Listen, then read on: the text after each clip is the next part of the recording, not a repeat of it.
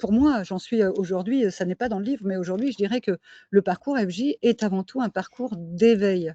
D'éveil de soi, d'amour de soi, du tout aussi, hein, si on prend le Tao, hein, enfin, il y a des gens qui vont faire un parcours d'éveil en étant sur complètement un autre chemin, le samsara, enfin, tout ça est un peu identique et dans tous ces parcours-là, on va dire toujours qu'il y a de l'exigence, qu'il y a des épreuves, que c'est pas facile tous les jours, mais à l'arrivée, il y a toujours un dépassement de soi, dans l'amour de soi et dans la connaissance de l'autre, en fait, hein, parce que on apprend aussi à connaître mieux l'autre et à être dans un équilibre de sa part yin et sa part yang à l'intérieur de soi.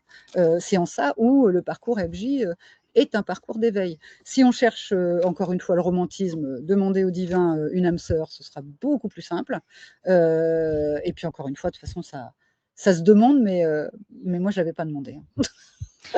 Mais Mm. en fait, si je vais au-delà de ce que tu Mhm. dis, pour aller un Ouais. peu plus en profondeur, et que je traduis un peu entre guillemets, ce que Mhm. tu dis, c'est que le parcours de flamme jumelle, ce n'est pas rechercher sa moitié, c'est rechercher l'amour inconditionnel. Alors forcément, il y a l'union au final, mais intellectuellement Mm. et avec le cœur, j'ai pas le mot qui va, mais le parcours FJ, c'est pas être en couple et être avec quelqu'un, c'est retrouver l'amour inconditionnel. Donc tous les gens qui se disent: «C'est bon, c'est ma FJ, ça va aller», déjà, c'est un premier indice pour dire: «C'est Bah, peut-être pas après votre flamme alors jumelle».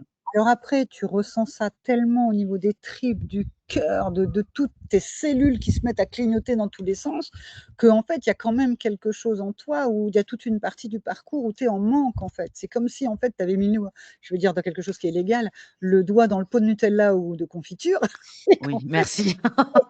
Merci. hein, on va prendre ça, et puis qu'en fait, tu ne peux pas t'arrêter et quand on te retire le pot de confiture ou le peu de Nutella et bien, en fait, tu es en manque. En fait, tu as tellement été habitué à boire à la source parce que quelque part, c'est quand même une relation sacrée donc en fait, c'est comme si, en fait, on une espèce d'être relié à ce moment-là, à la source même du tout. Moi, le temps Mmh. s'est totalement arrêté et c'est-à-dire qu'on croyait avoir parlé 10 minutes, on regardait l'heure, il était, 10 heures plus tard, on n'avait pas vu passer le temps. Il y a une paix intégrale qui s'installe et tout ça en même temps qui bouillonne dès qu'il y a la séparation.